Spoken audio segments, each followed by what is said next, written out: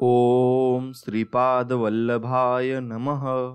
श्री स्वामी समर्थ. नमस्कार मित्रांनो, आपल्या यूट्यूब चॅनलला नक्की सबस्क्राईब करा. तुम्हाला असेच नवनवीन चांगले स्वामी संदेश मिळवण्यासाठी व चांगल्या गोष्टी आत्मसात करण्यासाठी. धन्यवाद. आणि मित्रांनो, नक्कीच व्हिडिओला एक लाईक करा आणि कमेंटमध्ये लिहा श्री स्वामी समर्थ, जय जय स्वामी समर्थ. आणि मी स्वामींचरणी एवढीच प्रार्थना करील की तुमच्या प्रत्येक इच्छा या पूर्ण होत, एवढीच मनापासून मी स्वामींना प्रार्थना करील. हे स्वामीराया सर्वांना सुखी, समाधानी आणि निरोगी ठेवा, हीच तुमच्या चरणी प्रार्थना. प्रेमळ स्वामी भक्तांनो, अहंकारग्रस्त देहाला व्यापून राहिलेला मी पूर्णाक्षाने गेल्याशिवाय स्वामी समर्थांचे दर्शन होत नाही. आणि जोपर्यंत स्वामींचे दर्शन होत नाही तोपर्यंत या ब्रह्मांडाचे रहस्य अजिबात उलगडत नाही. आणि स्वामींना या ब्रह्मांडाला गाढ आलिंगन दिलेले आहे. आणि हे कळण्याचा क्षण आयुष्यात प्रकट व्हावा लागतो. त्यासाठी नवविधा भक्तीला या 9 पायऱ्या प्रथम ओलांडाव्या लागतात. आणि समर्थांनी म्हटले आहे की जीवात्मा आणि परमात्मा यांच्यातला भासमान भेद उल्लगून भेदाभेदीच्या पलीकडे एकदा का आपण जाणीवेच्या पातळीवर गेलो की मग आपण देह भावनेने जगणे विसरून जातो आणि तो क्षण स्वामींच्या साक्षीने जगणे सुरू होण्याचा असतो. म्हणून समर्थ म्हणतात की आपण मिथ्या साच देव, देव भक्त अनन्य भाव. या वचनाचा अभिप्राव अनुभवी जाणती. आपली प्रज्ञा स्वामींच्या ब्रह्मांडव्यापी स्वरूपाशी एकदा का एकरूप झाली की आपले मीपणाचे अस्तित्व पूर्णपणे संपुष्टात येते. आणि तेव्हा खरे तर लगेच लक्षात येते की आपला देह मिथ्या आहे आणि नश्वर आहे. स्वामी मात्र सत्य आहेत, शाश्वत आहेत. आणि उपनिषदामधल्या तत्वमसी म्हणजेच तू ते ब्रह्म आहेस. आणि या महावाक्याचा तेव्हा आपल्याला खरा अर्थ कळतो. आणि त्यासाठी ब्रह्मांडव्यापी स्वामींचे प्रत्यक्ष दर्शन घडावे लागते. आणि हे ज्याला कळते तो जेव्हा त्याचा अनुभव होतो तेव्हा परमभक्ताला आत्मनिवेदन भक्तीची ताकद कळते. आणि त्यासाठी ज्ञानमार्गाने भक्तीला वळसा घालत प्रवास करावा लागतो. आणि तेव्हा समाधानाचा क्षण आपण नक्कीच अनुभवू लागतो. आणि हा क्षण म्हणजेच नवविधा भक्तीमधील आत्मनिवेदन भक्तीची 9वी भक्ती पायरी आहे. अनेक सांगतो की नवविधा भक्तीमध्ये आत्मनिवेदन भक्ती मुख्य आहे. आणि ही पायरी आपण पार केली की जन्म मरणाचे फेरे संपतात आणि भक्ताला मोक्ष मिळतो, त्याला सायुज्य मुक्ती मिळते. म्हणून मी तुम्हाला पुन्हा पुन्हा सांगतो की स्वामींच्या भक्तीत तल्लीन होताना नवविधा भक्तीच्या या 9 पायऱ्या प्रथम पार करा, तरच स्वामींचे प्रत्यक्ष दर्शन घडेल आणि आनंदाचे शिवार अवकाशव्यापी होईल. आणि मग स्वामींचे दर्शन तुम्हाला नक्कीच घडेल. स्वामी भक्तांनो, गेले काही दिवस मी तुमच्याशी नवविधा भक्तीविषयी मनपूर्वक संवाद साधत होतो. आणि काल आत्मनिवेदन भक्तीविषयी बोलत असताना एक स्वामी भक्त म्हणाला की अक्कलकोट निवासी श्री स्वामी समर्थ आणि त्यांचे परमभक्त यांच्या नातेसंबंधातला अमृतानुभव मला नीट समजून घ्यायचा आहे. आणि आपण म्हणत होता की लवण पाण्यात जसे मिसळून जाते तसेच आपण स्वामींमध्ये विरघळून जायला हवे. म्हणजे या दृष्टांताची प्रचिती कशी घ्यायची हे सांगाल का? मग खरे सांगू का, स्वामी समर्थांचे ब्रह्मांड व्यापी रूप आणि स्वरूप एकदा का आपण प्रत्यक्षात अनुभवले की मग वाणी मिनात जाते. आणि स्वामी दर्शनाचा अमृतानुभव प्रकट करायला शब्द असमर्थ ठरतात. पाण्यात मिसळून गेलेले लवण म्हणजे मीठ जे असते त्यातील अस्तित्व दाखवायचे कसे, तसे आपण जेव्हा स्वामींच्या ब्रह्मांड व्यापी अस्तित्वात मिठासारखे विरघळून जातो तेव्हा आपले दृश्य, वाणी, अस्तित्व खरे तर संपुष्टात आलेले असते. आणि आपण स्वामीमय झाल्यावर घेतलेला अनुभव प्रकट कसा करायचा. आणि तुम्ही सर्व स्वामी भक्त आहात आणि स्वामींच्या नामस्मरणात दंग झालेले साधक आहात आणि निशब्दाची भाषा तुम्हाला चांगली अवगत आहे. म्हणूनच मी तुम्हाला स्वामी आणि त्यांचे परमभक्त यांच्या अप्रतिम नातेसंबंधातले रेशमी अमृतानुभव आजपासून उलगडून सांगतो. आणि जीवाचे रान करून हे अमृतमयी अनुभव कथन हृदयात गच्च भरून घ्या. कदाचित तुम्हाला पुन्हा प्रयत्नाचा आनंद लाभेल. आणि ज्ञान आणि परमभक्ती या दोघांच्या अपूर्व संगमावर स्वामी दर्शनाचा आनंद सोहळा अनुभवायचा असतो. आणि हे सूत्र लक्षात घेऊन स्वामी आणि त्यांचे परमभक्त यांचे अद्वैती संबंध जाणून घेण्याचा आपण प्रयत्न करूया. हे नातेसंबंध अद्वैतानंदातून उलगडताना एक लक्षात घ्या की स्वामी समर्थ हे निरुपाधिक आहेत आणि म्हणजेच उपाधी विरहित आहेत. आणि परमभक्त मात्र उपाधीसहित स्वामींची भक्ती करत असतो. आणि परमभक्त जेव्हा उपाधी विरहित भक्ती करू लागतो तेव्हाच लवण पाण्यात मिसळणे म्हणजे काय याचा अनुभव घेऊन शकतो. आणि असाच परमभक्त स्वामींच्या नावाच्या अद्वैती फुलातला गंध होऊन आत्मसंबंधात दरवळू लागतो. आणि हे सारे मी तुम्हाला उद्यापासून उलगडून सांगतो. लक्षात घ्या तुम्ही एक करा, सकाळ संध्याकाळ स्नान झाल्यानंतर ओला पंचा नेसून स्वामींच्या प्रतिमेला 108 प्रदक्षिणा घाला आणि प्रदक्षिणा घालताना स्वामींचा जप करा आणि तो म्हणजे श्री स्वामी समर्थ, स्वामी स्वामी समर्थ असा जप करा. आणि स्वामी दर्शनाचे अंतिम उत्तम शिखर गाठण्यासाठी प्रत्येक स्वामी भक्त प्रयत्नांची पराकाष्ठा करीत असतो. स्वामींच्या नामजपात अखंडपणे दंग असलेल्या स्वामी भक्तांची स्वामींना प्रत्यक्ष भेटण्याची आणि स्वामींच्या चरणांना घट्ट मिठी मारण्याची भक्ती तृणा आयुष्याच्या कुठल्या तरी एका भक्ती वळणावर निश्चितपणे पूर्ण होते. आणि त्यासाठी मनातले सर्व संकल्प आणि विकल्प प्रथम नष्ट करावे लागतात. शरीरातला अहंकाराचा काळोख ज्ञानाचा तीक्ष्ण अस्त्राने भेदावा लागतो आणि मग या आपल्या मत्स्य शरीराचे नियते स्वामी समर्थ आहेत याची खूणगाठ मनाशी बांधावी लागते आणि अष्टांग योगाच्या 8 अवघड आणि अतिशय निसरड्या पायऱ्या पार कराव्या लागतात आणि अखंड नामस्मरणाचा शांत नंदादीप स्वामींपुढे तेवत ठेवावा लागतो. आणि त्या शीतल प्रकाशात स्वामी आपल्या परम भक्तांना निश्चित दर्शन देतात आणि स्वामी दर्शनाचा हा अपूर्व अनुभव शब्दातीत असतो. आणि ज्ञानदेवांच्या शाश्वत भाषेत सांगायचे झाले तर, परी तैसे हे नोहीचे देवा, देखीला अक्षरांचा मेळावा आणि विस्मयाची या जीवा विस्मयो झाला. स्वामींचे वर्णन करण्यासाठी आपल्या मुखात शाश्वत अक्षरे जमा होतात आणि अक्षरांचा मेळावा जमतो.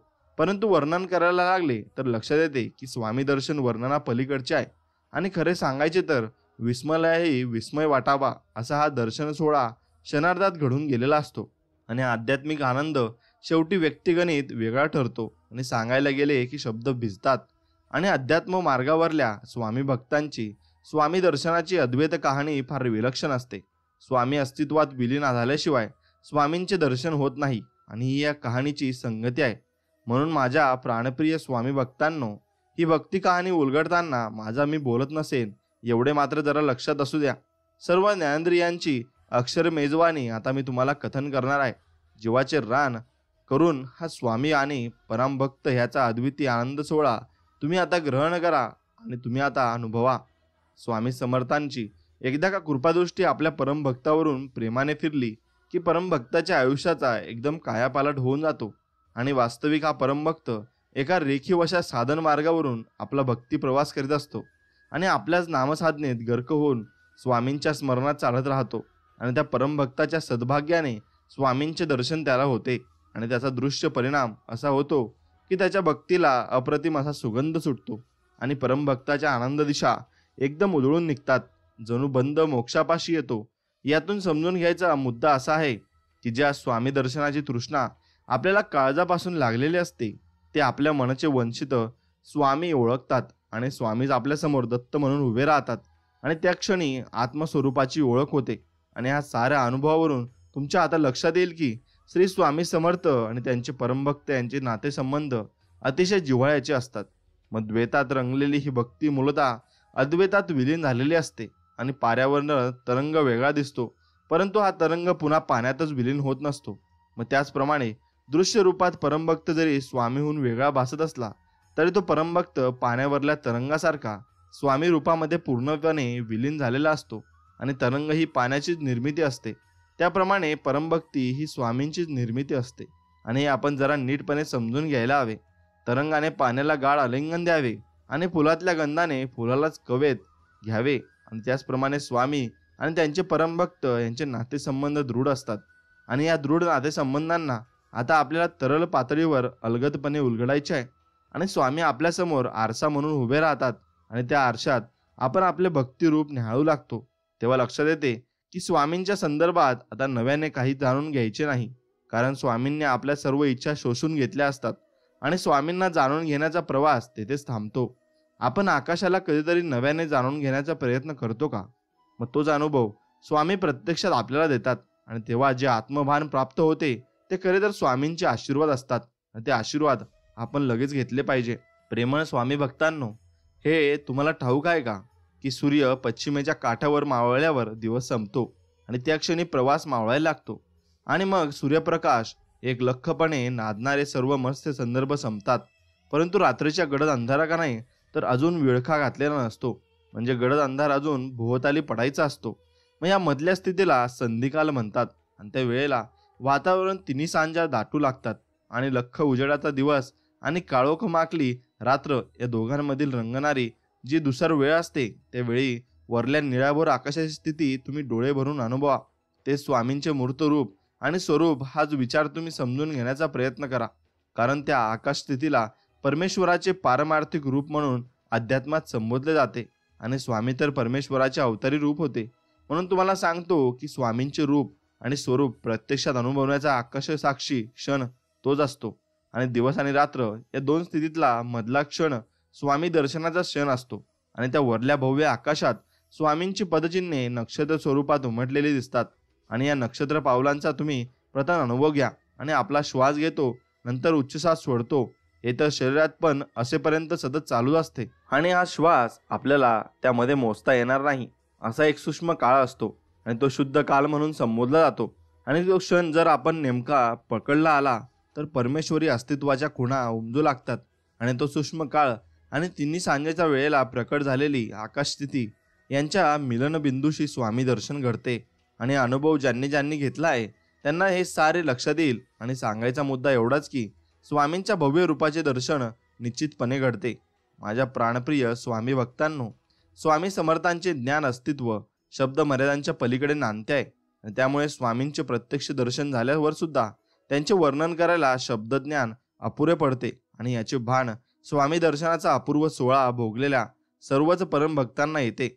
आणि हे स्वामी भक्त स्वामींविषयी जेव्हा बोलू लागतात तेव्हा एकच गोष्ट तीव्रतेने जाणवते की यांना झालेला दर्शन आनंद त्यांना नेमकेपणाने काही प्रकट करता येत नाही. आणि याचे कारण असे की आत्मज्ञान प्राप्त झाल्याशिवाय स्वामी दर्शन होत नाही. आणि आत्मज्ञानी माणसाव्यतिरिक्त इतर भक्तांना स्वामींविषयी भरभरून बोलता येत नाही आणि त्या अनुभवाने कथन करता येत नाही. एक लक्षात घ्या की स्वामी समर्थ हा मत्स्य दृष्टीचा विषय नाही की ज्ञानेंद्रियांनी अनुभवण्याचा सुद्धा विषय नाही. कारण स्वामी वस्तू मात्र नाहीत, ते ब्रह्मांड व्यापी आहेत आणि ब्रह्मांड स्वरूप आहेत. एकदा का सूर्य उगवला की शांत प्रकाशाचे उधळण करणारे आकाशातले तारे आपोआप लुप्त होतात आणि आकाशात हा ताऱ्यांचा मागुनूसही राहत नाही. जणू हे सर्व तारे सूर्यप्रकाशात निजेला येतात, कारण सूर्य मावळल्यानंतर त्यांना पुन्हा जगायचे असते. प्रश्न हा फक्त इतकाच असतो की तारे मुळात मावळतात का आणि सूर्य रोज उगवून पुन्हा सायंकाळी मावळतो का? मग आपल्याला अज्ञानाची झोप लागलेली असते, म्हणून आपण हे माया भरले विश्व ज्ञात शब्दांनी मांडत असतो. मग एकदा का ज्ञानोदय झाला की लक्षात येते इथे कुणी उगवत नाही की मावळत नाही, केवळ पृथ्वी एका विशिष्ट वेगाने घराघरात स्वतःभोवती फिरते आहे. म्हणून हा अंधकार प्रकाशाचा खेळ नित्य चालू आहे. आणि शाश्वत ज्ञान आपल्याला स्वामी समर्थ देतात. स्वामींच्या नामात जेव्हा साधक भक्त रात्रंदिवस गर्क राहतो तेव्हा त्याला अंधार प्रकाशाचे हे खेळ ज्ञातच होत नाहीत, कारण तो फक्त स्वामी नामाशी घट्ट बांधला गेलेला असतो. असा साधक भक्ताच्या भविष्य आयुष्यात स्वामींचा उदय होतो आणि त्याला आत्मज्ञान प्राप्ती होते. आणि ही आत्मज्ञान प्राप्ती स्वामींच्या कृपेने एकदा का झाली की मग त्याला स्वामींच्या अस्तित्वाचे स्वरूप ज्ञान सहजपणे होते. आणि एक लक्षात घ्या की स्वामी समर्थ हे अत्यंत कृपामयी आहेत. कैवल्य सुखाचे शुद्ध स्वरूपातले सोने प्रत्येक परम भक्ताच्या पदरात सहजपणे टाकणारे विश्व उदार हृदय त्यांच्यापाशी आहे. प्रत्येक आर्त व भक्ताला स्वामी कवटाळतात आणि त्याला सर्व पातळ्यांवर शांत करतात. स्वामींच्या अस्तित्वाचा चंद्रोदय आपल्या आयुष्यात झाला की पौर्णिमेची शांत शीतल चंद्र सावली आपण प्रत्यक्ष अनुभवू लागतो. आणि इतके की दिवसा सुद्धा आपण स्वामींच्या अस्तित्वाचे चांदणे प्रत्यक्षात अनुभवू लागतो. स्वामींचा चंद्रप्रकाश आपल्या भोवती शाश्वत पातळीवर पडतो आणि या स्वामींच्या अस्तित्वाचा आत्मानुभव प्रकट करायला शब्द अपुरे पडतात. शब्द सामर्थ्य दुर्बल ठरते आणि या अनुभवाविश्वाशी शब्दांचा संबंधच उरत नाही. फक्त आपण या स्वामी स्वरूपाविषयी बोलत राहतो आणि त्याचा दृश्य परिणाम एवढाच होतो की या शब्दांमुळे स्वामींचे दर्शन आपण पुन्हा अनुभवतो आणि शब्द स्वामींच्या दर्शन स्मृतींना आठवणींच्या हिंदोळ्यावर बसवतात आणि स्वामी स्मृतीच्या झोक्यावर आपण झुलू लागतो. आणि हा सारा खरे तर आत्मानुभवी खेळ ठरतो. आणि अर्थात ही परवानगी झाली मग इथे वैखिरीचा जन्मच होत नाही आणि स्वामी आपल्या पुरते स्मृतिकोशात डुलत राहतात. आणि मग स्वामी आपल्याला ब्रह्मांड रूपी दर्शन देतात. स्वामी भक्तांनो, आजपासून मी तुम्हाला भक्ताची लक्षणे सांगणार आहे आणि भक्तांची स्वामी भक्ती नेमकी कशी उमलून येते आणि अष्टप्रहर स्वामी स्मरणात दंग असणाऱ्या या भक्तांची मानसिक पातळीवर भावस्थिती काय असते, त्यांची कृती आणि प्रकृती नेमकी कशी असते हे थोडे विस्ताराने सांगणार आहे. मग ध्यानपूर्वक ऐका. स्वामींचे निस्मित भक्त देह सुखासाठी एक क्षण सुद्धा धडपडत नाही. तर स्वामींचे प्रत्यक्ष दर्शन हाच त्यांचा सुखाचा केंद्रबिंदू असतो. स्वर्ग सुखाची स्वामी भक्तांना शिती नसते. त्यांना एकच ध्यास असतो की स्वामी सुखाची भक्ती वाट शोधायची आणि त्या भक्ती वाटेवरून पावले टाकत स्वामींच्या प्रकट अस्तित्वाच्या ध्रुव दिशेकडे चालत राहायचे. अखंड नामस्मरणामुळे स्वामींची प्राप्ती होईल, स्वामी सुखाचा लाभ होईल आणि या धारणेने ते आपला भक्ती जन्म अक्षरशः ओवाळून टाकतात आणि वास्तविक ते जन्माजन्माचे प्रवासी केवळ स्वामींच्या नामात आपला प्रत्येक श्वास गुंफत असतात. आणि हे स्वामी भक्त तुमच्या आमच्यासारखे जीवन जगतात आणि परंतु मनाने ते स्वामींच्या अत्यंत निकट असतात. शुद्ध मनाने हे भक्त सतत एकाच गोष्टीचा ध्यास करतात की स्वामींचे दर्शन होईल ना.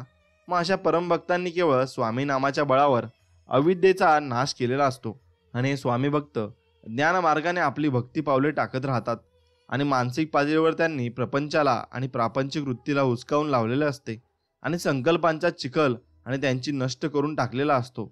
मानवी सुखाच्या संकल्पनेला या स्वामी भक्तांनी केव्हा हद्दपार केलेले असते. थोडक्यात हे परमभक्त जीवबुद्धीने एक क्षण सुद्धा जगत नाहीत, तर प्रत्येक क्षण स्वामींच्या साक्षीने जगतात. झाडांना हिरवीगार पालवी फुटली की लक्ष येते की वसंतोत्सव सुरू झाला. या भक्तांच्या वागण्या बोलण्यावरूनच कळते की यांच्या स्वामी उत्सव सुरू झालेला आहे. आणि एका स्वामी व्यतिरिक्त हे कशाशी संबंधी एक अक्षर सुद्धा उच्चारत नाहीत. त्यांना खरे तर मानवी आयुष्यातल्या सुख दुःखांची चर्चा करायला अजिबात आवडत नाही आणि ते फक्त स्वामींचे नाम उच्चारतात, स्वामींविषयी ऐकतात, स्वामींच्या दर्शनासाठी प्रत्येक क्षण तळमळत राहतात आणि स्वामी भजनात रममाण होतात. मग मठात वारंवार जातात आणि पादुकांवर डोके टेकवतात, स्वामी नामात गर्क राहतात आणि त्यांची ही कहाणी आहे. आणि स्वामी भक्त असे मनापासून आणि निर्मळ मनाने स्वामींची भक्ती करत असतात. ज्या स्वामी भक्तांच्या अंतकरणात स्वामींच्या शाश्वत अस्तित्वाची साक्षात्कारी रम्य पहाट कायमसाठी उमलून आलेली असते, अशा भाग्यवान पुण्य पुरुषांची आयुष्य कहाणी स्वामी नावाने झंकारायला असते. आणि या स्वामी भक्तांच्या एकूणच जगण्यावर भक्तीची प्रसादचिन्हे उमटलेली आपण पाहतो. आणि अशी पुण्यवान भक्तमंडळी भेटली की आपल्याला समाधान लाभते. अत्यंत नम्र, शालीन, मृदू वाणीची ही माणसे स्वामींच्या असीम कृपेने नित्यत्रुम समाधानी आयुष्य जगत असतात. आणि अशा स्वामी भक्तांच्या उत्कृष्ट आणि तलर भक्तीचे पदर आता तुम्हाला उलगडून सांगतो. साधवचित्त होऊन ऐका. मग उंच वाढलेल्या झाडावर पाने, फुले आणि फले लडगडून येतात, तेव्हा त्या झाडाची मुळे जमिनीत पाण्याचा शोध घेत असतात आणि हिंडत असतात. मग त्यांना जमिनीत ईश्वर कृपेने प्रचंड पाणी लाभते. म्हणून तर झाड उंच उंच आकाशात वेध वेध घेत वाढत असते. आणि स्वामी भक्तीची मुळे अशी खोल आपल्या अंतकरणात स्वामींच्या अस्तित्वाचा वेध घेत रुजत जातात. म्हणून भक्तीचे हे चैतन्यदायी शरीर इंद्रिय वाटे स्वामी भक्ताचा वसंत ऋतू सतत प्रकट करीत राहते आणि आपल्या हृदयामध्ये स्वामींचे अस्तित्व नांदत आहे. हा साक्षात्कार ह्या परमभक्तांना एका दिव्य क्षणी होतो आणि तो साक्षात्कारी क्षण अखंड नामस्मरणाच्या बळावर शाश्वत आनंद देऊन जातो. आणि असे साक्षात्कारी स्वामी भक्त प्रत्यक्ष जीवनात कसे वागतात, कसे जगतात आणि कसे बोलतात ते सारे तुम्हाला आम्ही थोडे विस्ताराने सांगणार आहे. माझ्या स्वामी भक्तांनो, खरे तर ही तुमचीच कहाणी मी तुम्हाला ऐकवतोय, म्हणून पुन्हा प्रयत्नाचा आनंद तुम्ही आता मनपूर्वक लुटा. स्वामींवर निस्सीम प्रेम करणाऱ्या या स्वामी भक्तांना कुठल्याही बाह्य विषयात अजिबात रस नसतो. किंबहुना एका स्वामी नामाव्यतिरिक्त सर्व विषय हे मत्स्य आहेत आणि यांची या स्वामी भक्तांना तीव्र जाणीव झालेली असते. त्यामुळे एका नामाव्यतिरिक्त त्यांचे मन आणि अस्तित्व कुठल्याही विषयांकडे धावत सुटत नाही की त्यांना कुणाबरोबरही विषयासंबंधी चर्चा करायला आवडत नाही. त्यामुळे ते मौन स्वीकारतात. मनात स्पर्धा नसल्यामुळे असीम शांतीचा प्रदीर्घ अनुभव घेत ते आनंदाने भोगत राहतात आणि आनंदाने आपलं जीवन जगत राहतात. स्वामी समर्थांची कृपा झालेली ही भक्त मंडळी कर्तृत्व संपन्न असतात. त्यांच्यापाशी गुणांचा अपरंपार साठा असतो आणि हेवा वाटावा असे अप्रतिम आयुष्य वस्तूत ते जगत असतात. आणि भोवतीच्या माणसांना यांची जाणीव झाल्यामुळे लोक त्यांचे कौतुक करू लागतात आणि त्यांचा सन्मान करायला जातात. तेव्हा ही स्वामी भक्त मंडळी विलक्षण संकुचतात आणि कुणीतरी आपले कौतुक करत आहेत हे अनुभवल्यावर या स्वामी भक्तांना जीव अक्षरशः घाबरा होतो आणि सन्मान लाभला की त्यांना मोठ्या संकटात सापडल्यासारखे होते. मोठेपणाचा स्पर्श झालेला सुद्धा त्यांना आवडत नाही. किंबहुना हे स्वामी भक्त मोठेपणाचा स्पर्श चुकून सुद्धा होणार नाही याची काळजी घेतात. अशा स्वामी भक्तांचे स्वभाव वैशिष्ट्य असे असते की आपण परमभक्तीची कुणी नोंद घेत सन्मान केला तर त्यांना या बाह्य सन्मानाचे ओझे वाटू लागते. आणि ज्ञानदेवांनी म्हटले आहे की पूज्यता डोळा न देखावी, स्वकीर्ती कानी नायकावी, हा अमुक ऐसे नोहावी सेची लोका. ही स्वामी भक्ती एवढ्या टोकाला पोहोचलेले असते की आपल्याविषयी उत्कट असा पूजाभाव प्रकट होतो आहे आणि हे त्यांना आपल्या डोळ्यांनी पाहू नये असे वाटते. आपली कीर्ती आपल्या कानांनी ऐकायला त्यांना आवडत नाही. आपण कुणी स्वामी साक्षात्काराचे भाग्यवान पुण्यपुरुष आहोत ते समष्टीला कळू नये आणि कुणाला आपली आठवण सुद्धा असू नये अशी त्यांना सतत वाटत असते. आणि याचे महत्त्वाचे मुख्य कारण म्हणजे एकदा का स्वकीर्ती ऐकायची माणसाला सवय लागली की स्वामी नावाची साधना विस्कटते आणि आपलेच नाम मनात घुमू लागते. मग आपल्यावरच लोकांच्या कौतुकाचा वर्षाव व्हावा हा विचार मनात मग वाढू लागतो. आणि मुख्य म्हणजे स्वामी भक्त हे कधीच कुठल्याच गोष्टीसाठी लालचावलेले नसतात. म्हणूनच तर अशा भक्तांभोवती स्वामी नाम झंकारत राहते. कीर्ती आणि प्रसिद्धीपासून शेकडो कोस दूर उभे राहिल्याशिवाय स्वामी दर्शन होतच नाही. एवढे तुम्ही लक्षात घेतले पाहिजे आणि स्वामी नाम नेहमी मनात ठेवले पाहिजे. स्वामी समर्थांचे दर्शन झालेली ही भाग्यवान भक्त मंडळी स्वामींच्या नामसाधनेत देहाने आणि मनाने अष्टप्रहर रत झालेले असतात. आणि आपल्याला एकूणच अस्तित्वाचे भान हरपलेली ही भक्त मंडळी समष्टीत वावरताना लोकव्यवहारात मनाने क्षणभंगूर सुद्धा गुंतलेली नसतात. त्यांचा दृष्ट परिणाम असा होतो की त्यांना कुणी मान सन्मान करू लागला, त्यांच्याविषयी आदर प्रकट करू लागला तर या स्वामी भक्तांना मरणप्राय वेदना होतात. कुणी साधा नमस्कार केला तरी ते अवघडून जातात. असे सांगायचे झाले तर बृहस्पतीपाशी तुलना करावी एवढी सर्वज्ञता ज्ञानापाशी आणि त्यांच्यापाशी नांदत असते. परंतु हे लोकांना कळले तर आपल्यावरील प्रेमामुळे हे लोक आपले महात्म्य वाढवतील म्हणून हे वेड्यासारखे चाळे करीत सौम्य आयुष्य जगतात. कारण यांच्या ज्ञान वाटेला सत्काराच्या हेतूने कुणी जाऊ नये आणि असे त्यांना आतूनच वाटत असते. अशी स्वामी भक्ती मंडळी आपल्याला सर्वार्थाने झाकून घेतात. ज्ञानदेव या संदर्भात आत्मानुभवी दृष्टांत भाषेत सांगतात की ही स्वामी भक्ती कशी असते तर चातुर्य लपवी, महत्व हारवी, पिसपण मिरवी आणि आवडवणी. मग आपल्या अंगी वसत असलेल्या सर्व प्रकारचे चातुर्य, सामर्थ्य, ज्ञान आणि परमभक्ती हे स्वामी भक्त लपवून ठेवतात आणि समष्टीला आपल्या साक्षात्कारी अनुभव विश्वाची जाणीव अजिबात होणार नाही याची योग्य ती काळजी घेत आपले महत्त्व झाकून घेतात. आणि इतके की आपण अज्ञानी आहोत आणि आपल्याला काही कळत नाही आणि या वेड्या वावणीने चार लोकात वागू लागतात जेणेकरून लोकांनी आपल्या भक्ती वाटेला जाऊ नये. आणि स्वामी भक्तांनो, या सर्वांचा नेमका अर्थ काय तर आपण कोणीतरी चार लोकांपेक्षा वेगळे आहोत या भावनेने आपण कदापिही जगायचे नाही. हे व्रत ह्या स्वामी भक्त मंडळींनी जाणीवपूर्वक स्वीकारलेले असते आणि आपल्या साक्षात्कारी भक्तीचा जनात गवगवा होणार नाही आणि आपल्या नामस्मरणाला तडा जाणार नाही या भावनेला ते जपत राहतात आणि ते मनापासून जपत राहतात. स्वामी भक्तांनो, हे जे साक्षात्कारी पुण्य पुरुष असतात त्यांना चार लोकात मत्स्य विषयांची वांज चर्चा करायला अजिबात आवडत नाही. त्यापेक्षा स्वामींच्या नामस्मरणात अखंड जगणे त्यांना मनापासून नक्कीच आवडत असते आणि ते मनापासून स्वामींची भक्ती करत असतात. यांचे कारण असे की एकदा का माणूस प्रसिद्धीच्या झोलात आला की मग समशिष्टा कौतुकाचा स्वर चढा लागतो आणि गवगवा होतो आणि लौकिक प्रसिद्धी साधकाला घातक ठरते. आणि एकदा का आपल्याविषयी समाजात पसरलेल्या कौतुकांचा स्वर ऐकायची कानांना सवय झाली की मग साक्षात्कारी आयुष्याला ग्रहण लागते आणि पतनाला सुरुवात होते आणि स्वामी स्मरणात घडते आणि स्वस्मरणाला मन लालचवते. आणि म्हणून या साक्षात्कारी पुरुषांच्या प्रसिद्धीची घृणा वाटते इतकी की समनिष्ठीपासून चार पावले दूर राहण्याचा प्रयत्न करतात आणि लौकिक आयुष्यातले हे कौतुक ऐकायचा त्यांना उगव होतो. आणि इतकेच काय, परंतु शास्त्राविषयी जी चर्चा चालते त्यात ते साक्षात्कारी पुरुष अजिबात भाग घेत नाही. त्यांना परिसंवादात आणि अजिबात रस वाटत नाही. शक्यतोवर कशावरही मत न देण्याकडे त्यांचा कल असतो. त्यापेक्षा समाजाने आपल्या अस्तित्वाची अजिबात दखल घेतली नाही तर त्यांना खूप बरे वाटते.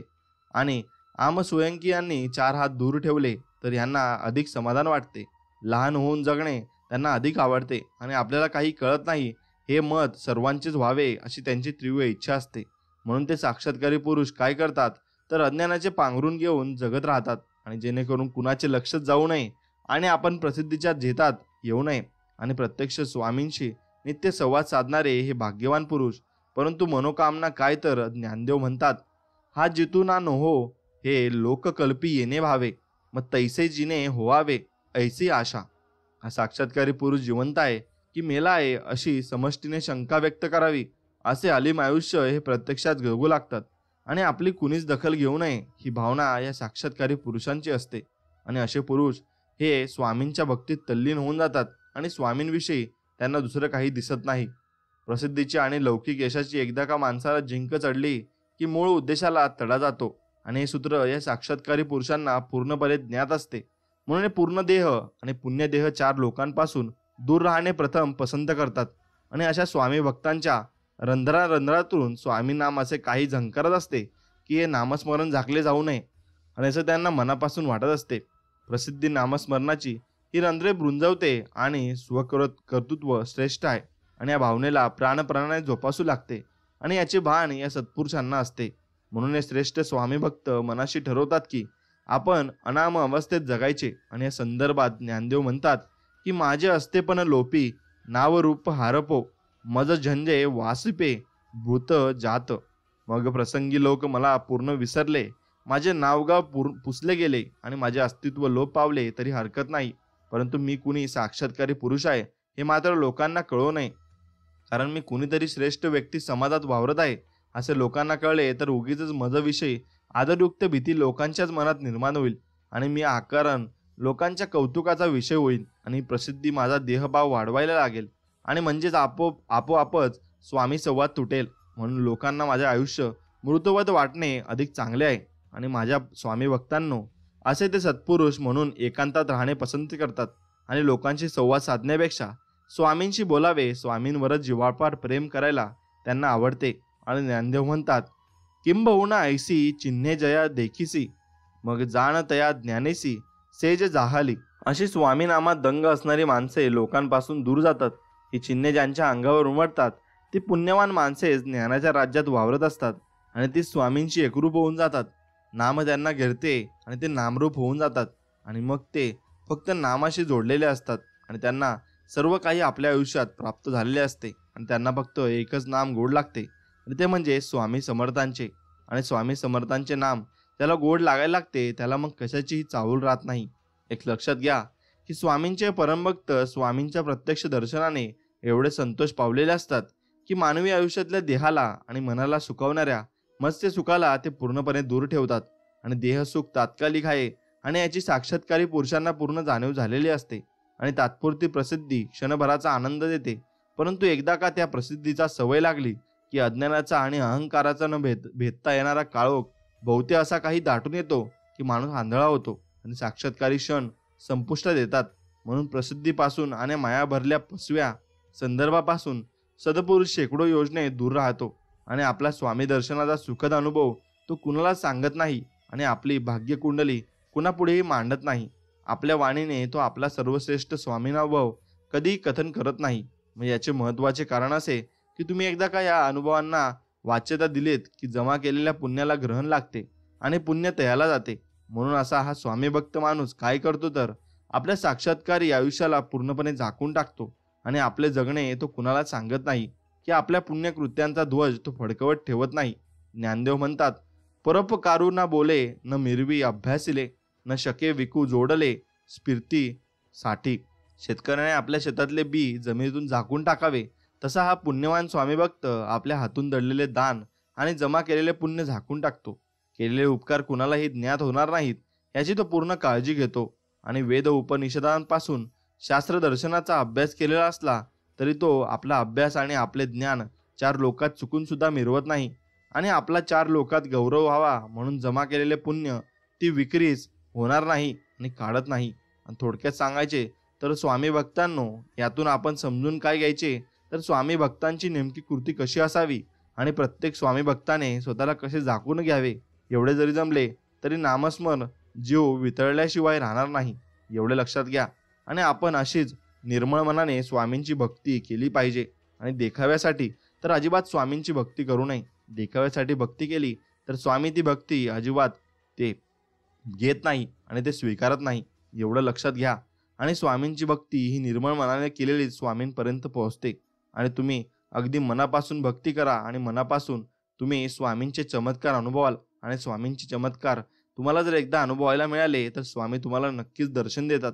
आणि एकदा का स्वामींनी दर्शन दिले की मग आपला आत्मा हा अतिसंतुष्ट होतो आणि आपल्याला सर्व काही प्राप्त झाल्यासारखे वाटते. मग आपल्याला या जीवनाकडून काही लाभलोभ राहत नाही आणि मग या जीवनाकडून फक्त आपल्याला आनंद आणि सुख प्राप्त होत असते आणि मग आपण आनंदात जीवन जगत असतो. मित्रांनो, तुम्हाला जर व्हिडिओ आवडत असेल तर व्हिडिओला नक्कीच एक लाईक करा. मित्रांनो, स्वामींवर पूर्णपणे मनापासून विश्वास असेल तर नक्कीच कमेंटमध्ये लिहा श्री स्वामी समर्थ, जय जय स्वामी समर्थ. मित्रांनो, आता मी तुम्हाला जगण्यासाठी जे तुमचे जादूमयी सूत्र आहेत ते सांगणार आहे, ते नीट ऐका. जगात किमया निर्माण करण्यासाठी अगोदर ती किमया तुम्ही स्वतःमध्ये नक्कीच बांधवायला हवी आणि स्वतः आत्मसात नक्कीच करायला हवी. रोज सकाळी आरशात पहा आणि आपल्याच डोळ्यात डोकावा. तुमचे स्वतःशी जसे नाते असेल त्यावरून तुम्ही आणि जगत असलेल्या यांच्यात कसे नाते असेल याचा अंदाज नक्कीच बांधता येतो.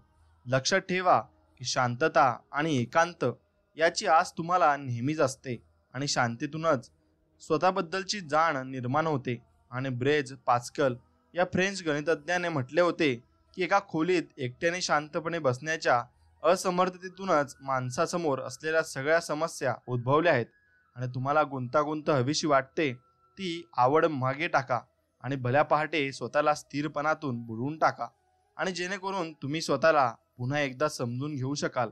कारण एकांतापासून दूर जाणे म्हणजे स्वातंत्र्यापासून पळ काढणेच असते. रोज नव्याने जादू करता यावी, समृद्धी, शांतता यांनी तुमचे आयुष्य भरून जावे यासाठी ध्यानाचा सराव करा. तसेच केल्याने तुमच्या आत जो प्रतिभावान माणूस लपून बसला आहे तो काय म्हणतो आहे ते तुम्हाला ऐकू येईल आणि शांतपणे विश्रांती घेत असताना तुमचे खरे रूप तुम्हाला नक्कीच दिसेल आणि तुम्हाला पुन्हा तुमच्या एकदा जाणवेल की तुम्हाला भरपूर काही जीवनामध्ये साध्य करायचं आहे आणि भरपूर काही मिळवायचं आहे. स्वतःमधील महानता, अपार सृजनक्षमता, शक्ती आणि अजेयता आणि निरपेक्ष प्रेम हे सगळे तुमच्या कवेत येईल आणि ही शांतता तुम्हाला लाभली की तुम्ही जसे आहात तसे असण्याची, राहण्याची आणि मग ताकद तुमच्यात येईल. आणि असे तुमची जितक्या अधिक वेळा कराल तितके तुम्ही मग तुम्हाला आयुष्य कसे असते ते अधिक कळून येईल आणि तुमची कोणती मते निव्वळ सांस्कृतिक आणि सामाजिक बंधनांमुळे निर्माण झाली आहेत आणि निखळ सत्य काय आहे याच्यातील फरक तुमच्या लक्षात येईल आणि तुमच्यामध्ये असलेल्या अंतप्रेरणेचा विश्वासार्ह आवाज आणि मनातील भीतीमुळे होणारे तुमचे मत परिवर्तन यांच्यातील फरक तुम्हाला नक्कीच कळू लागेल. आणि मित्रांनो, तो तुम्हाला समजू लागेल. तुमच्या कार्यक्षेत्रात खळबळ माजू शकेल असे विशेष ज्ञान तुम्हाला एकांतात असताना होऊ शकेल. पूर्ण शांततेत असताना Nikola Tesla, Albert Einstein, grace hopper, Thomas Edison, John D Rockefeller आणि असे भरपूर तज्ज्ञ होते आणि शास्त्रज्ञ होते आणि यांच्यासारख्या इतरही कित्येक महान दृश्यांना व्यक्तींना झाले असे पर्यायी वास्तवाचे ज्ञान झाले आणि तसेही तुम्हाला होईल. नीट ऐका, दंतकथा होऊन राहिलेले महान वैज्ञानिक, संशोधक, उद्योगपती आणि कलाकार या सगळ्यांनी निरागमय आणि एकाकी राहण्यासाठी इतके श्रम का घेतले? बराच काळ आपसात अजिबात आवाज नसताना विचार करणे हे प्रगत मनाचे लक्षण असते आणि याबद्दल मी यापूर्वी तुमच्याशी बोललो आहे. संपूर्ण आयुष्यभर तुमच्याबरोबर राहील अशी एकमेव व्यक्ती म्हणजे तुम्ही स्वतः असता. आणि तर मग तुम्ही स्वतःमधील त्या सार्वकालीन महान व्यक्तिमत्वाशी असलेले नाते अधिकाधिक दृढ का करू नये? स्वतःमधील प्रतिभा, ज्ञान ओळखून घेऊन स्वतःच्या त्या थोर उदात्त स्वभावाशी, गुणांशी आणि वैशिष्ट्यांशी आयुष्यभरासाठी आपलेपणाचा संबंध का जोडून घेऊ नये? लक्षात घ्या, या जगाने तुमच्यावर खूपच भार घातलाय आणि तुम्हाला कठोर बनवले आहे. तुम्ही जेव्हा एक लहानसे मूल होता त्यावेळी तुमच्यातील अंतप्रेरणेने, सहज प्रवृत्तीने हवेतून भुरभुरत खाली येणारे हिम या निसर्गाचा चमत्कार कसा आहे हे तुम्हाला समजून घ्यायला हवे आणि त्याचा अनुभव घ्यायला तुम्हाला शिकले पाहिजे. आणि कोळ्याच्या जाळ्यात संपत्ती शोधायला शिकवले होते आणि शरद ऋतूत सकाळच्या वेळेत होणाऱ्या पानगळीचे सौंदर्य पाहायला शिकवले होते. त्यावेळी तुम्हाला काही मिळवायचे नव्हते. आपले आयुष्य हे जग कसे आहे समजून घेण्याचा तो एक सहज झालेला प्रयत्न होता आणि ज्या भिंगातून तुम्ही आयुष्यातील सर्वसामान्य गोष्टी पाहता आणि आयुष्यात आढळणारे असामान्यत्व देखील जाणून घेता आणि ते भिंग बदलणे म्हणजे चमत्कार घडून आणण्यासाठी तुमची क्षमता कित्येक पटींनी वाढवणे असते आणि ते तुम्हाला साधायचे असते. समाजाने तुम्हाला भौतिक जगाची किंमत ठरवण्यास शिकवले आहे आणि मग त्यापूर्वी स्वतःच्या बालपणी ज्या पवित्र्याचा आणि शुद्धतेचा अनुभव तुम्ही घेतला असेल त्याच्याशी तुम्हाला पुन्हा स्वतःची नाळ जोडायची असली तर कृपा करून अधिकाधिक हसा आणि नियमितपणे नाचा आणि अधिक वेळा खेळा.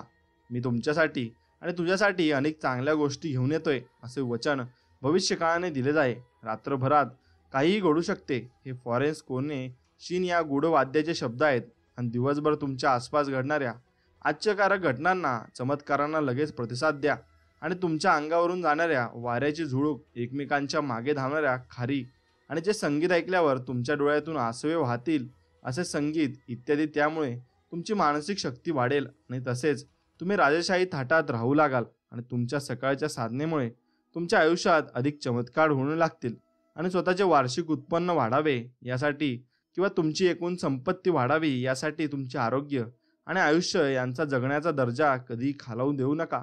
चांगले आयुष्य ज्यांच्यामुळे मिळते ते घटक शतकानुशतके तेच आहेत. त्यांच्यात कोणताही बदल घडलेला नसतो.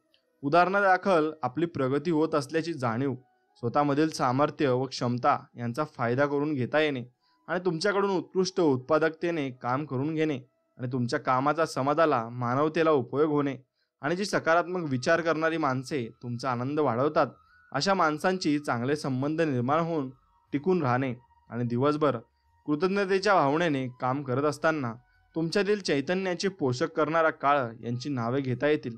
आणि केवळ भौतिक वस्तूंचा अनुभव घेत राहण्यापेक्षा चांगले नक्कीच अनुभव घेण्याचा प्रयत्न करा आणि जगणे जितके साधे सोपे करता येईल तितके करा. आनंद घेण्याच्या कितीतरी सोप्या संधी आपल्या समोर असतात आणि त्यांचा उपयोग करून घ्या. असे करत असताना तुमच्यातील चैतन्याला मारक ठरणाऱ्या कितीतरी शक्तींवर तुम्ही विजय मिळवू शकाल आणि आपल्यातील कित्येक जणांच्या उथळपणामुळे जास्त होत असतो, मग तो त्रास होत असतो आणि त्यातून बाहेर पडण्यास तुम्ही मदत करू शकाल. असे सतत करत राहिलात तर तुम्हाला कळेल की तुमचे आयुष्य किती सुंदर आणि मौल्यवान आहे. आणि आणखी एक गोष्ट ध्यानात ठेवा आणि ती म्हणजे तुमचा भूतकाळ, म्हणजे तुम्ही आता जसे आहात तसे होण्यासाठी मदत करणारा तुमच्या त्या काळातील नोकर होता आणि ज्याच्या बरोबरीने वर्तमानाचा प्रवास करावा किंवा भविष्यकाळात शिरावे असा मित्र नव्हे. भूतकाळात पदरी आलेली निराशा, कोणा व्यक्तीबद्दल वाटणारा संताप आणि स्वतःला झालेल्या जखमा यांनाच धरून बसलात तर रोज सकाळी साधना पूर्ण झाल्यावर जी जादू अनुभवास यावी अशी तुमची अपेक्षा असेल, जादू तुमच्या अनुभवाला येणार नाही, एवढं लक्षात ठेवा. आणि व्यक्तीच्या मनात असणारा सहजपणा आणि जुनी दुःखे एकमेकांसमोर टिकत नाहीत. म्हणून सतत अभ्यासाच्या साहाय्याने आत्ताच्या क्षणाचा पूर्ण अनुभव घ्या. हो, यासाठी प्रयत्न आणि धीरबुद्धी यांची आवश्यकता असते. काहीही असले तरी आनंदमय जीवन जगता येण्यासाठी आत्ताचा क्षण जगणे आवश्यक असते आणि तुमच्याकडे फक्त आत्ताचा क्षण एकच क्षण असतो. आणि जगातील कित्येक संपत्ती जमवली तरी ही संपत्ती त्याहून अधिकच असेल याचा तुम्हाला अनुभव नक्कीच येईल. मग लक्षात घ्या, अपयशाने निर्भयता वाढते. J.K. रोलिन यांनी म्हटले होते, व्यक्तीला कधीच अपयश आले नाही असे घडणे शक्यच नाही. जर असे घडले असते तर तुम्ही फारच सावधपणे जगला असला पाहिजे किंवा असे जगला की जणू काही जगलाच नाहीत. ही दुसरी शक्यता म्हणजे अपयश होय. हे लक्षात घ्या.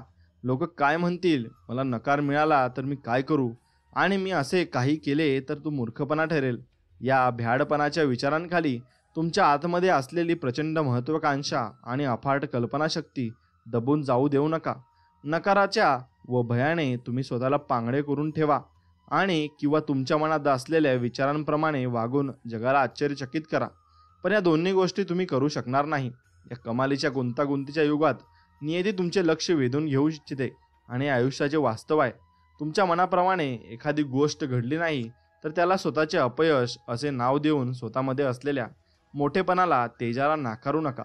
त्यांच्याशी उद्धटपणे वागू नका. आपल्यापैकी प्रत्येकाला हे ठाऊक असते की वरवर पाहता माघार घ्यावी लागली असली तरी त्यामागे अधिक मोठ्या यशाची शक्यता लपलेली असते आणि तुम्ही अधिक वेळा होकारार्थी विचार करायला आणि बोलायला शिका. मनात धैर्य धरले की खेदाची भावना मनातून नाहीशी करता येते. तुमच्यात असलेल्या आदिम शक्तीचा योग्य प्रकारे वापर केल्याने तुमचे व्यक्तिगत साम्राज्य आणि रामराज्य निर्माण होते आणि बऱ्याच व्यक्ती समाधानाच्या दर्शनी भागात वास्तव्य करतात.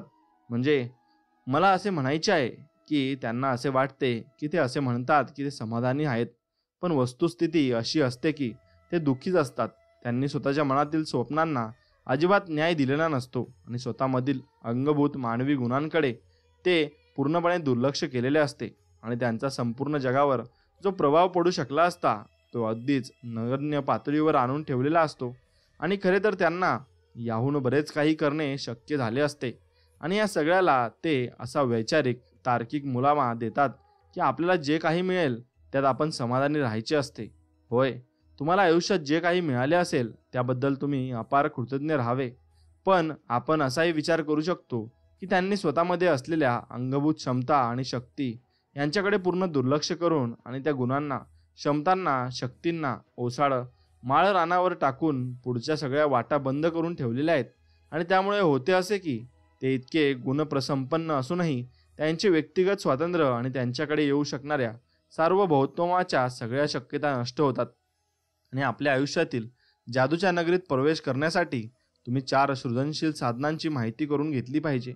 आणि त्या साधनांच्या मदतीने तुम्ही तुमच्या सगळ्या इच्छांना मूर्तरूप देऊ शकता. आणि तुमच्या इच्छांना मूर्तरूप देण्याचा चमत्कार घडवून आणणारी ही 4 साधने म्हणजे तुमचे विचार, तुमच्या भावना, तुमचे शब्द आणि तुमच्या कृती होत. आणि कामात प्रभुत्व मिळवणे आणि आनंदी होणे यांच्याबद्दल विचार करावा. अशी सवय तुमच्या मनाला लावून घ्या. आणि तुम्हाला आयुष्यात जे काही लाभले आहे त्याबद्दल कृतज्ञता, सकारात्मक अपेक्षा आणि प्रेम याच भावना सातत्याने मनात असू द्या. आणि जेव्हा मी रसातळाला गेलो होतो त्यावेळी मला जे करताना तुम्ही पाहिले होते त्याप्रमाणे तुम्ही सुद्धा प्रगती, उद्धार आणि समृद्धी यांचाच विचार करा. आणि तुमच्या आत जो महान माणूस वास करतो त्याला प्रवृत्तीला साथ देईल अशी कृती करा. एखादा माणूस स्वतःच्या क्षमतेच्या मानाने अगदी क्षुल्लक काम करत असलेला तुम्हाला दिसला तर तो ज्या ठिकाणी कठीण स्थितीत आहे त्या स्थितीत का जाऊन पोहोचला ते तुम्हाला नीट कळेल. आणि ती माणसे स्वतःचे विचार समृद्धीवर एकाग्र न करता ज्या वस्तूंची कमतरता आहे त्यांच्यावर एकाग्र करतात. आणि सातत्याने अडचणींबद्दल बोलत राहून स्वतःच्या स्थितीत उल्लेख भयंकर म्हणून करून आणि प्रचंड यश, आर्थिक संपत्ती, समाधान, ऊर्जेने भरपूर भरलेले काम यांचा उल्लेख अशक्य अशा प्रकारे करून ती माणसे शब्दांच्या ताकदीचा अनादर करतात. आणि त्यांना जे कळत नाही की त्यांच्या स्वतःच्या बोलण्यामुळे ती माणसे चमत्कार वाटावा अशा कित्येक कार्ये साध्य करण्याच्या क्षमतेपासून दूर जातात असतात. आणि ठराविक शब्द उच्चारण्यामुळे सृजनात्मक शक्ती कित्येक पटीने वाढते. अशी एकाच जागी अडकून पडलेली माणसे भरपूर काम करीत नाही आणि खरे तर शक्य तितके कमीच काम करतात व तरीही आपल्याला नितांत सुंदर आयुष्य जगायला मिळावे अशी इच्छा मनात धरतात. आणि त्यांना असे वाटते की त्यांचा हा मानवतेविरुद्ध केलेला गुन्हा कोणीही पाहत नाही, पण त्यांच्यातील सदविवेक बुद्धी आणि त्यांचे सुप्त मन हे 2 सर्वोच्च जादूगर त्यांचे हे गुन्हेगारी कृत्य निश्चितपणे पाहत असतात. आणि मग त्यांच्यात असणाऱ्या सर्वोत्कृष्ट गोष्टींनी त्यांनी केलेली ही चोरी ते जादूगर पाहत असतात. मग वाईट माणसांना नक्कीच तुम्ही टाळले पाहिजे. संगतीची ताकद प्रचंड असते, तिला कमी लेखण्याची चूक कधीच नक्कीच करू नका. आणि आपण ज्यांच्या संगतीत दिवस घालवतो त्यांच्या वागण्याच्या प्रतिमा भावनिक संसर्ग नावाच्या घटनेमुळे, त्याचप्रमाणे प्रतिमा निर्माण करणाऱ्या मज्जो पेशींमुळे मग आपण निर्माण करतो. आणि तुम्ही स्वतःचे आयुष्य अत्यंत चांगल्या, उद्योगी, निरोगी, सकारात्मक विचार करणाऱ्या, नीतिमत्तेने वागणाऱ्या आणि इतरांशी प्रेमाने वागणाऱ्या लोकांशी नक्कीच जोडून घ्या. म्हणजे मग हेच गुण तुमच्या वागण्यातही दिसू लागतील. परंतु जर तुम्ही इतरांचे वाईट इच्छिणाऱ्या, इतरांचा उत्साह नष्ट करणाऱ्या लोकांची संगत धरलीत तर तुम्ही त्यांच्यासारखेच व्हाल. आणि याची खात्री बाळगा. अशा त्रासदायक माणसांना टाळणे हे सर्वात चांगले असते. आणि ज्या माणसांच्या बालपणी भावनाक्षोभ करणारे नाटकी प्रसंग वारंवार घडले असतील, सातत्याने त्यांच्या आयुष्यात अगदी लहानपणापासून काही ना काही अडचणी येत गेल्या असतील, ती माणसे तसेच प्रसंग, तसेच अडचणी जाणीवपूर्वक किंवा अजाणता निर्माण करत राहतात. कारण ते प्रसंग त्यांच्या माहितीचे, ओळखीचे असतात आणि तशा प्रसंगात असणे त्यांना सोयीचे वाटते. असे प्रसंग निर्माण करणाऱ्या माणसांपासून, नकारात्मक वागणाऱ्या आणि तसेच विचार करणाऱ्या माणसांपासून 4 हात दूर राहा. आणि इतरांशी बोलताना शक्य तितके शांत राहा. फक्त एकच शत्रू बऱ्याच शत्रूंच्या बरोबरीचा असतो, हे नेहमी लक्षात ठेवा. स्वतःचे आयुष्य डौलात एटीत जगा. संघर्षाचा प्रसंग आला तर योग्य प्रकारेच न्यायानेच वागा. जर कोणी तुमच्याशी चुकीच्या पद्धतीने वागले तर त्याचे फळ देण्याचे काम प्रारब्धाला करू द्या. आणि त्या व्यक्तीचा सूड घ्यायचाच असला तर तुम्ही त्याला अत्यंत चांगल्या पद्धतीने आयुष्य जगून दाखवा. आणि एक लक्षात घ्या, पैसा हे औदार्याचे फळ आहे आणि अभावाचे किंवा चणचणीचे नाही. जगभरात प्रभावी असलेल्या तत्त्वज्ञानाला बळी पडू नका. दारिद्र्य हे तुमच्या आंतरिक स्थितीचे फळ असते आणि बाह्य परिस्थितीचे नाही. यांच्या विरुद्ध पद्धतीने विचार केलात तर ज्याबद्दल तुम्ही तक्रार करत असता त्यांच्या स्थितीच्या हाती समृद्ध होण्याची स्वतःची क्षमता तुम्ही स्वतःच्या हातांनी द्याल. आणि विद्युत प्रवाहाप्रमाणे पैसा देखील वाहता राहिला पाहिजे. होय, रोख रक्कम हा प्रवाह असतो, तो वाहता राहणे आवश्यक असते. तो साठवून ठेवण्याने तुमच्या व्यवसायात आणि व्यक्तिगत आयुष्यात पैसा येणे थांबते आणि सगळ्यात जातिवंत जादूगारांना हे माहीत असते. म्हणून अधिक मिळवण्यासाठी अधिक द्या आणि रेस्टॉरंटमध्ये वेटरला, हॉटेलमधील स्वच्छता करणाऱ्या माणसांना आणि टॅक्सी चालवणाऱ्यांना गसगशी टीप द्या आणि धर्मादाय संस्थांना देणग्या द्या. स्वतःच्या मित्रांसाठी आणि कुटुंबासाठी शक्य असेल ते सगळे निरपेक्षपणे करत राहा. म्हणजे मग भरभराटीचा ओघ तुमच्याकडे सतत वाहता राहिला पाहिजे. आपल्या समाजातील इतक्या लोकांना अभावग्रस्त स्थितीत का राहावे लागते याचे तुम्हाला आश्चर्य वाटत असेल. पैशांच्या संदर्भात जे व्रण ओरखडे आपल्या मनावर लहानपणी उठले आहेत त्यांचा हा परिणाम आहे आणि आपल्या आईवडिलांच्या बोलण्यातून आणि बालपणी तुमच्या मनावर ते टिपले गेलेले आहे आणि आपल्यावर ज्याचा प्रभाव असू शकतो. अशा इतर कोणत्याही व्यक्तीकडून ऐकायला मिळालेल्या बोलण्यातून हे व्रण आपल्या सुप्त मनात खोलवर घर करतात आणि त्यांच्या तोंडून नेहमी ऐकायला मिळणारी वाक्ये साधारणपणे अशी असतात: तुमच्याकडे जे काय आहे त्यात समाधान माना, श्रीमंत माणसे अप्रामाणिक असतात, पैसे काही झाडाला लागत नाही वगैरे. त्यांच्या लहानपणी त्यांना ज्या चुकीच्या गोष्टी शिकवल्या गेल्या त्यावर आधारित ही वाक्ये त्यांच्या तोंडून बाहेर पडतात आणि याच वाक्यांनी आपल्यालाही कोवळ्या आणि परिणामक्षम वयात कमतरता, अभाव या गोष्टींची बीजे पेरली जातात. माझ्या वागण्यातून 4 गोष्टी मी माझ्या आयुष्यात राबवल्या आणि ज्यांच्यामुळे माझी आर्थिक संपत्ती खूप वाढली आणि त्या गोष्टी मी तुम्हाला आता सांगतोय. सकारात्मक अपेक्षा, कार्यपूर्वक विश्वास, सतत वाढता असलेला कृतज्ञतेचा भाव आणि चांगल्या मूल्यांवर आधारित वागणे व कृती करणे. सकारात्मक अपेक्षा या शब्दांतून मला असे म्हणायचे आहे की पूर्णपणे अनपेक्षित ठिकाणाहून किंवा व्यक्तीकडून मला नियमितपणे पैसे मिळत राहतील आणि अशी मानसिक मनोभूमिका असते. कार्यपूरक विश्वास म्हणजे दानशूरपणा आणि समृद्धी यांच्यावर तुमचा पूर्ण विश्वास आहे अशा प्रकारे तुम्ही जगा. समजा तुम्ही मित्रांबरोबर एका महाग रेस्टॉरंटमध्ये जेवायला गेले असताना तुम्हाला अजिबात परवडत नसताना त्या जेवणाचे पैसे तुम्ही दिले किंवा स्वतःचे कौशल्य वाढावे यासाठी तुमच्या खिशात पैसे नसले तरी आवश्यक ती हत्यारे, साधने तुम्ही विकत घेतली असे वागणे या विश्वाला नक्कीच आवडते. माझे असे म्हणणे अजिबात नाही की तुम्ही कर्जबाजारी होऊनही अशा प्रकारे पैसे खर्च करावे. आपली पत नसताना देखील खर्च करणे हा आजच्या समाजाला जडलेला मोठा रोग आहे. तुम्ही या विश्वाला, निसर्गाला फक्त एवढेच दाखवा की तुमचे आयुष्य समृद्ध होणार आहे आणि हे तुम्हाला ठाऊक आहे आणि तुमच्याकडे भरपूर संपत्ती आहे आणि असे तुम्हाला वाटावे अशा कृती नक्कीच तुम्ही करा. सतत वाढता असलेला कृतज्ञतेचा भाव या विषयावर आपण आजवरच्या प्रवासात बऱ्याचदा आणि सखोल चर्चा केली आहे. तुमच्या आयुष्यात येणाऱ्या प्रत्येक सजीव आणि निर्जीव गोष्टीला तुम्ही मोकळ्या मनाने सामोरे जा आणि तुम्ही एखाद्या बिलाचे पैसे द्याल तेव्हा त्या पैशाबद्दल समृद्धी बाळगा आणि वाहनसामानाच्या दुकानात मालाचे पैसे घेणाऱ्या माणसाबद्दल समृद्धी तुमच्या मनात असू द्या आणि तुम्ही खात असलेले अन्न जे शेतकऱ्यांनी पिकवले व शेतकऱ्याबद्दल तुमच्या मनात समृद्धी असू द्या. मग रहदारीच्या गर्दीत तुमच्या गाडीला मुख्य रांगेत येण्यात जागा देणाऱ्या वाहन चालकाबद्दल करुणा बाळगा आणि तुम्हाला जगण्यासाठी प्रेरणा देणारी गाणी लिहिणाऱ्या गीतलेखांबद्दल मनात संवेदनशीलता बाळगा आणि इतकी वर्षे तुमच्या देहाचा भार सोसणाऱ्या तुमच्या पायांबद्दल कृतज्ञता बाळगा आणि जगातील सौंदर्याचा अनुभव घेऊ देणाऱ्या डोळ्यांबद्दल सद्भाव बाळगा आणि तुम्हाला जिवंत ठेवणाऱ्या हृदयाबद्दलची स्वतःच्या मनात प्रेम बाळगा आणि सर्वात शेवटचे म्हणजे चांगल्या मूल्यांवर आधारित वागणे व कृती करणे. याचा अर्थ असा की इतरांना सतत देत राहणे आणि हे फार महत्त्वाचे आहे आणि इतरांना सतत आपण दिले पाहिजे आणि देत राहिले पाहिजे. तुमच्या संघातील तुमचे सहकारी, तुमचे ग्राहक, कुटुंबातील सदस्य आणि इतर सगळे अपरिचित या सगळ्यांच्या मनात तुमच्याबद्दल जितक्या अपेक्षा असतील त्याच्या कितीतरी पटींनी अधिक तुम्ही त्यांना देत राहा. कारण जे पेरावे तेच उगवते हे नेहमी लक्षात ठेवा. स्वतःच्या मनात समृद्धीबद्दल जाणीव निर्माण करून ती सुरक्षित ठेवा आणि तसे केल्याने तुमचे आर्थिक उत्पन्न आणि वैयक्तिक नत्य हे मूल्य वाढेल. आणि म्हणून माझे म्हणणे नीट समजून घ्या. आपल्या समाजात असलेल्या दुःख, उदासपणा यांचे प्रमुख कारण आपल्याकडील पैशाचा, संपत्तीचा अभाव हेच आहे आणि तो अभाव नाहीसा होणे अत्यंत आवश्यक आहे.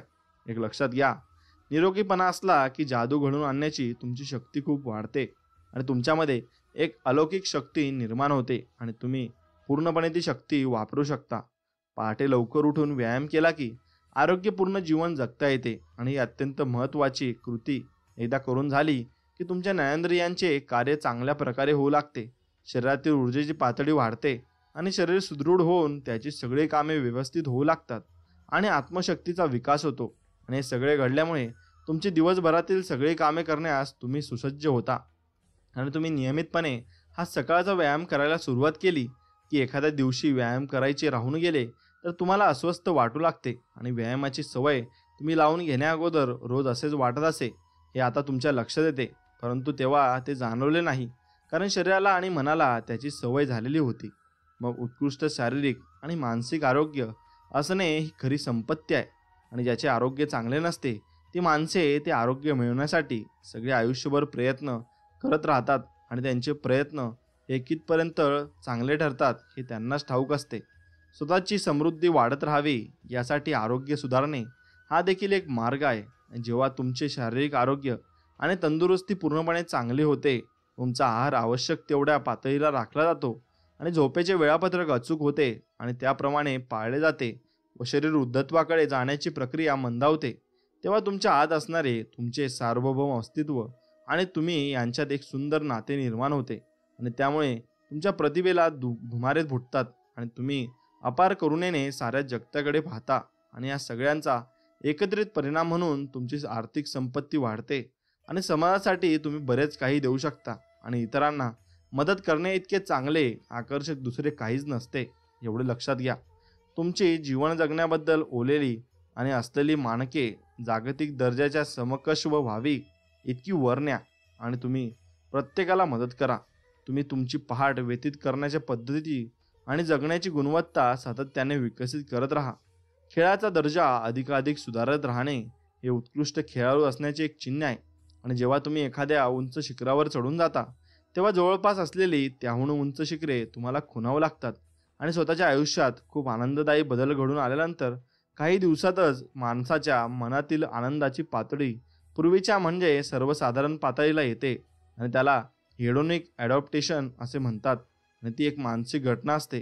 तुम्हाला बऱ्याच वर्षापासून हवी असलेली पगारातील वाढ झाल्यावर तुम्ही एक दिवस अत्यंत आनंदात असता, पण त्यानंतर उत्पन्नाची ती पातळी तुमच्या दृष्टीने नेहमीचीच म्हणजे सर्वसाधारण होते आणि तुम्हाला वाटणारा आनंद कमी होत जातो.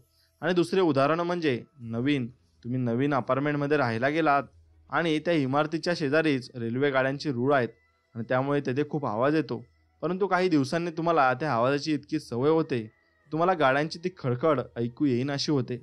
आणि आयुष्यात जे काही कराल ते आंतरराष्ट्रीय दर्जाचेच करा. आणि आपले आयुष्य फार थोडेच आणि तोडके आहे, त्यामुळे स्वतःचे भरपूर लाड व कौतुक नक्कीच करा.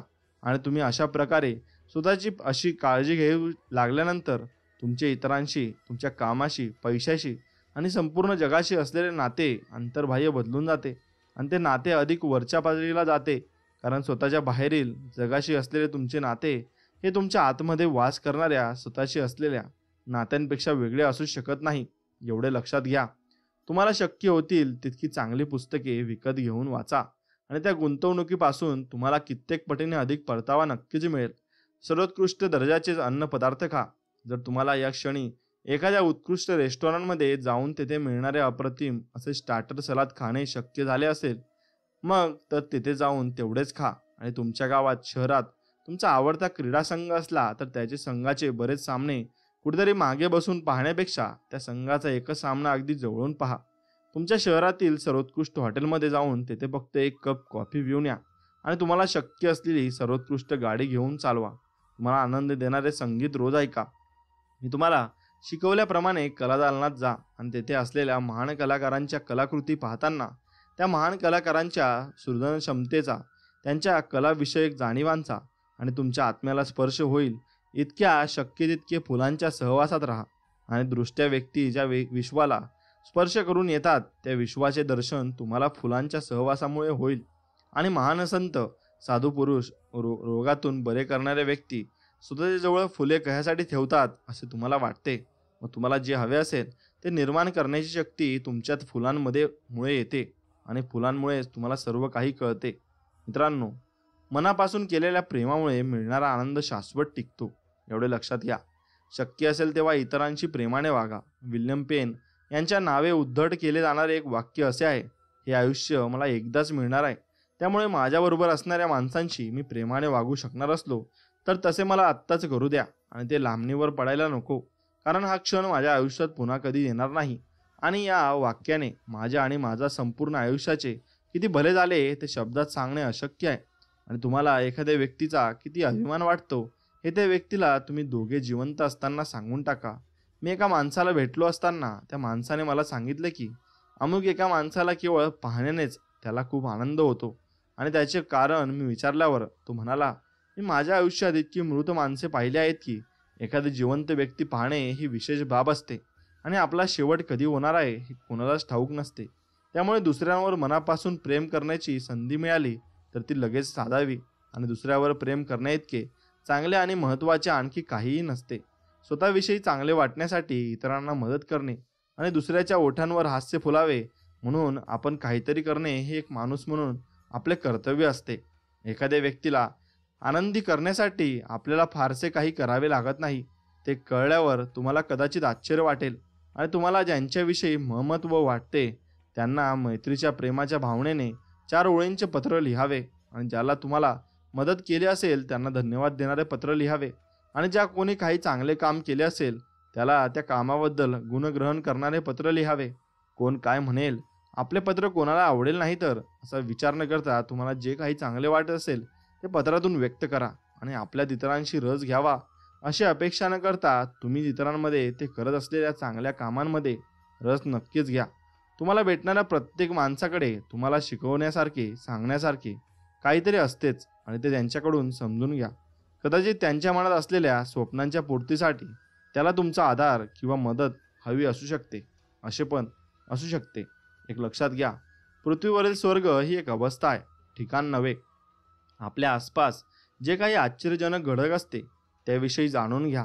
आश्चर्य वाटण्यातूनही आनंदाचे निदान मिळू शकते. एवढेच नाही तर आश्चर्य वाटण्यातून तुमच्या प्रतिभेचा, ज्ञानाचा विकास होऊ शकतो. आणि आयुष्याच्या बाबतीत मी जे काही प्रयोग केले त्यातून मला हे कळून आले की सगळ्या तत्त्वज्ञांनी, गूढवाद्यांनी पृथ्वीवरील स्वर्ग असे ज्याचे वर्णन केले ते काही एखादे ठिकाण नव्हे जेथे तुम्ही जाऊ शकाल. ती मनाची अवस्था आहे आणि त्या अवस्थेत तुम्ही स्थिर होऊ शकता. आणि माझ्यावर विश्वास ठेवा, तुम्ही स्वतःची मनोभूमिका स्थिर केलीत आणि स्वतःचे मन, हृदय शुद्ध केलेत आणि चांगले आरोग्य कमावलेत आणि स्वतःची आत्मिक पातळी उंचावली की घडणाऱ्या घटनांचे वेगळे अर्थ समजू लागतील आणि तुम्हाला येणारे अनुभवही बदलून जातील. परंतु तुम्ही तसे केले नाही तर माझे बोलणे म्हणजे एखाद्या चळलेल्या म्हाताऱ्याची निरर्थक बडबड वाटेल. आणि त्या जगात सगळ्यांचा वेळ लागले असेल आणि त्या जगात शहाण्या माणसालाच वेडा म्हणतात. आणि हे तुम्हाला ठाऊक आहे का? मग तुम्ही स्वतःवर प्रभुत्व मिळवण्यासाठी अधिक वेळ खर्च करू लागलात की तुम्हाला स्वतःबद्दल वाटणारे प्रेम वाढू लागल्याचा अनुभव तुम्हाला नक्कीच येईल. आणि लौकिक यश आणि व्यक्तिगत पातळीवरचा आनंद हे स्वतःबद्दल वाटणाऱ्या प्रेमावरच अवलंबून असतात.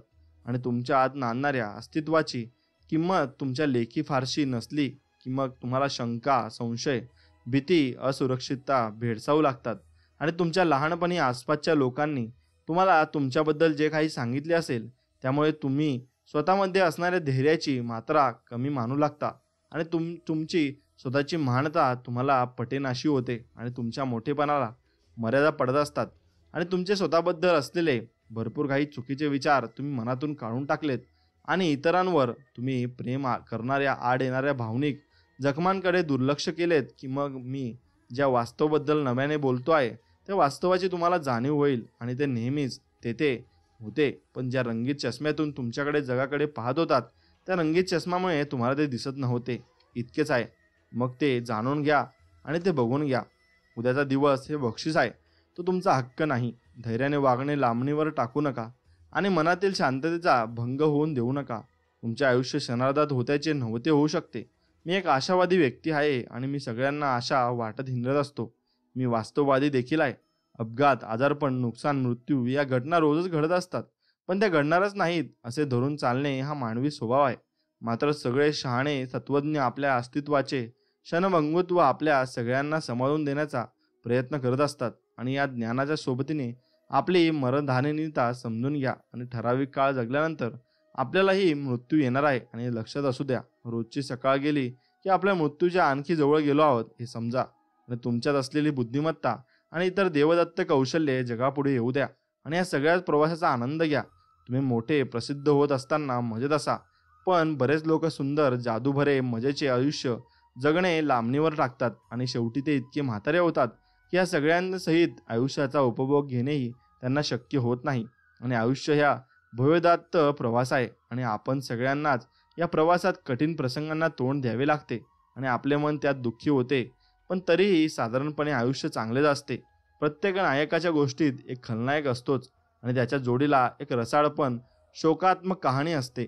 पण शेवटी नायकाचा विजय होतो आणि सगळे गोड होते. अशी ही सगळीच गोष्ट नक्कीच वाचण्या आणि सांगण्याजोगी असते. आयुष्याचे तोडकेपण नेहमी स्वतःच्या नजरेसमोर ठेवा. वेळ येईल तेव्हा बढती मिळेल तेव्हा किंवा बँकेत आणखी पैसे जमा होतील तेव्हा आनंद मानून असे म्हणत राहू नका. आनंद व्हावा इतकी आपली लायकी नाही. या भावनेतून निर्माण होणारी ही सगळे कारणे आहेत हे लक्षात घेऊन त्या भावनेला आणि त्या कारणांना मनातून काढून टाका.